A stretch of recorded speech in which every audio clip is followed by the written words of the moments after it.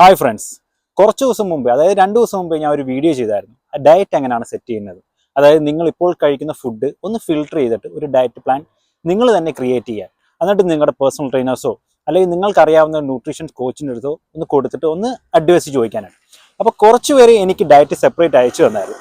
അപ്പോൾ അത് ഞാൻ നോക്കിയപ്പോൾ ഓക്കെയാണ്, പക്ഷേ ചെറിയൊരു ക്ലാരിഫിക്കേഷൻ ഉണ്ട്. അതായത് ഇപ്പോഴും പല ആൾക്കാർക്ക് ഒരു സംശയമാണ്. അതായത് നമ്മുടെ മെയിൻ്റനൻസ് കാലറിയിൽ നിന്ന്, അതായത് നിങ്ങൾ ഒരു ദിവസം ഇൻടേക്ക് ചെയ്യേണ്ട കാലറിയിൽ നിന്നും നിങ്ങൾക്ക് എന്ത് ഫുഡ് വേണമെങ്കിലും കഴിക്കാവുന്നു. അതായത് ഒരു എക്സാമ്പിൾ പറയുകയാണെങ്കിൽ ഒരാൾക്ക് ഒരു 2000 കാലറിയാണ് ഒരു ദിവസം ഫുഡ് ഇൻടേക്ക് ചെയ്യേണ്ടതെങ്കിൽ ഈ 2000 കാലറിക്കകത്ത് നിർത്തി ഏത് ഫുഡ് വേണമെങ്കിലും കഴിക്കാമെന്നുള്ളത് അത് തെറ്റാണ്. അതായത് നമ്മുടെ ഹ്യൂമൻ ബോഡി എന്ന് പറയുന്നത് ഒരു കെമിക്കൽ റിയാക്ഷൻ നടക്കുന്ന ഒരു സ്ഥലമാണ്. അതുകൊണ്ടാണ് നിങ്ങൾ നോക്കിയാൽ മനസ്സിലാവും, ചില ആൾക്കാർക്ക് ചില ഫുഡുകൾ കഴിക്കുമ്പോൾ അലർജീസ് ഉണ്ടാവും. ചില ആൾക്കാർക്ക് ഡയറക്റ്റ് പ്രോഡക്ട്സ് കഴിക്കുമ്പോഴത്തേക്കും ഡൈജഷൻ ഇഷ്യൂ ഉണ്ടാകും. ചിലർക്ക് നട്ട്സ് കഴിക്കുമ്പോഴത്തേക്കും സ്കിൻ അലർജീസ് അങ്ങനെയുള്ള കാര്യങ്ങളുണ്ടാകും. എന്തുകൊണ്ടാണ് ഇത് സംഭവിക്കുന്നതെന്ന് പറഞ്ഞു കഴിഞ്ഞാൽ നമ്മുടെ ബോഡിക്കകത്ത് കെമിക്കൽ റിയാക്ഷൻ നടക്കുന്നുകൊണ്ടാണ്. അതുകൊണ്ട് നിങ്ങൾ ഏത് ഫുഡും വാരി വലിച്ചിട്ട് കഴിച്ചിട്ട് നമ്മൾ കത്തിച്ച് കളയാന്ന് പറഞ്ഞാൽ അത് നടക്കുന്ന കാര്യമല്ല.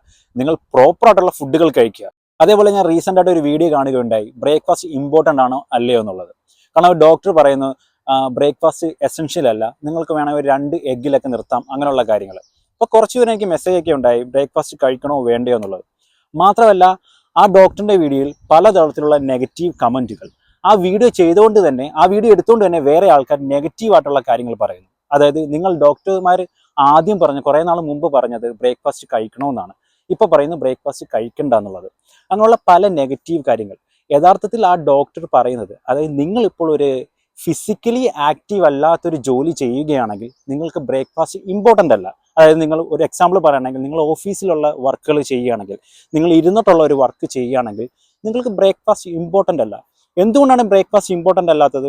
നിങ്ങളിപ്പോൾ ബ്രേക്ക്ഫാസ്റ്റ് കഴിക്കുന്നത് രാവിലെ 8 മണിക്കോ അല്ലെങ്കിൽ 9 മണിക്കോ ആയിരിക്കും. നല്ല രീതിയിലായിരിക്കും നിങ്ങൾ ബ്രേക്ക്ഫാസ്റ്റ് കഴിക്കുന്നത്.